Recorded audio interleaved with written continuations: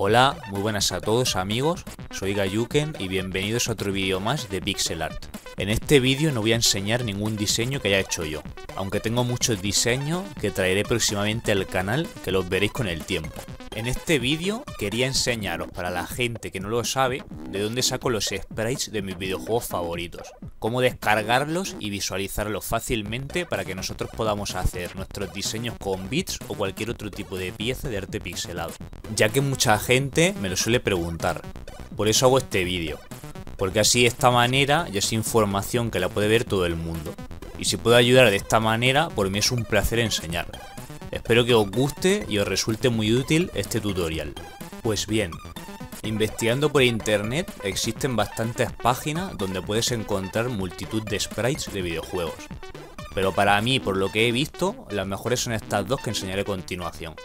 Os pondré los links de las páginas en la descripción de mi vídeo. La primera página sería The Spriters Resource y la segunda página sería Sprite Database. Estas dos páginas funcionan de una manera muy similar.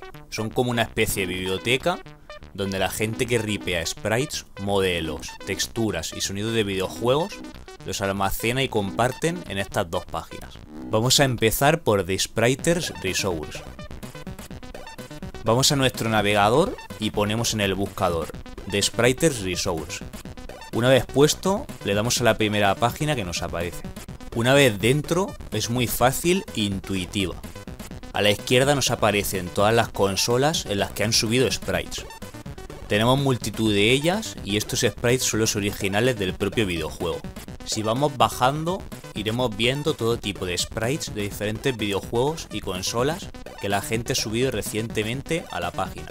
Los sprites pueden ser de muchas maneras diferentes, como por ejemplo, pueden ser personajes, tipos de fuentes, mapas, arquitecturas y también incluso creados por otros usuarios, como sus propios dibujos o ediciones.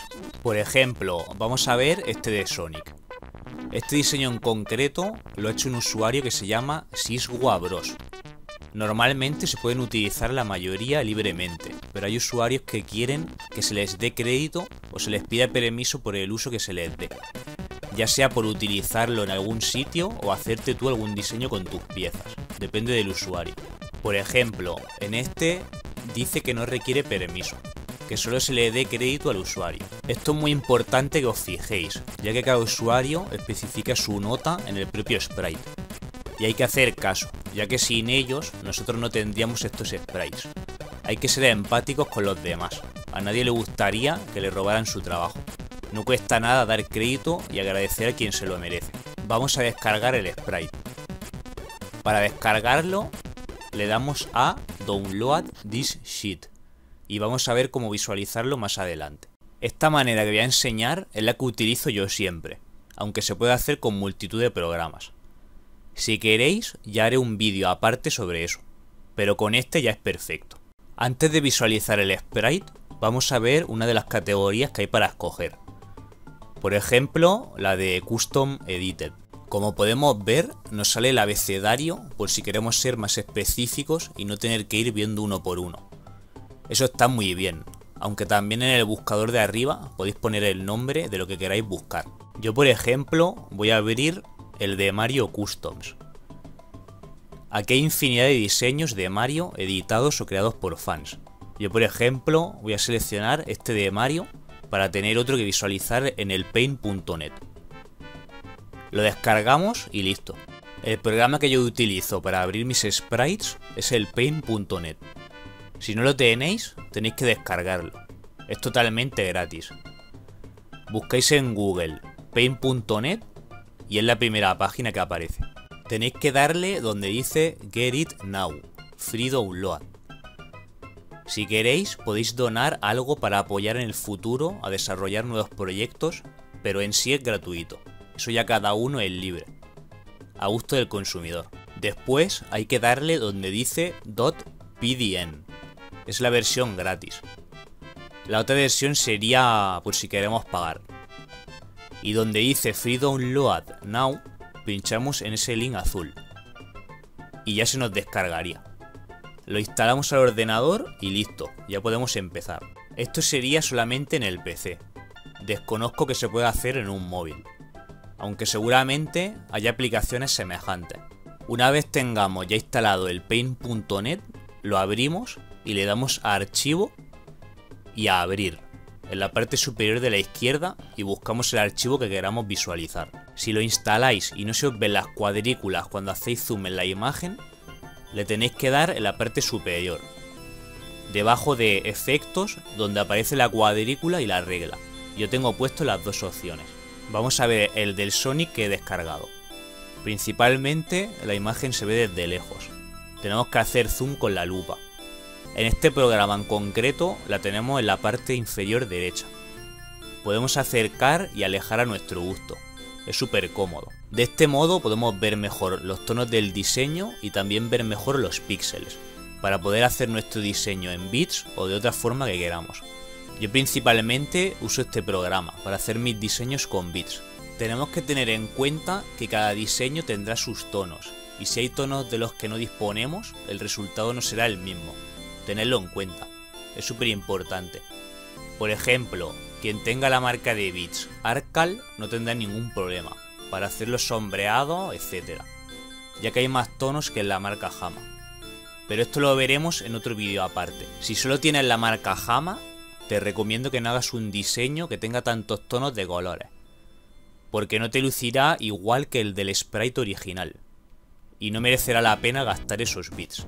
Y si no tenemos algún tono en concreto, también podemos utilizar uno que se asemeje, siempre y cuando se parezca bastante.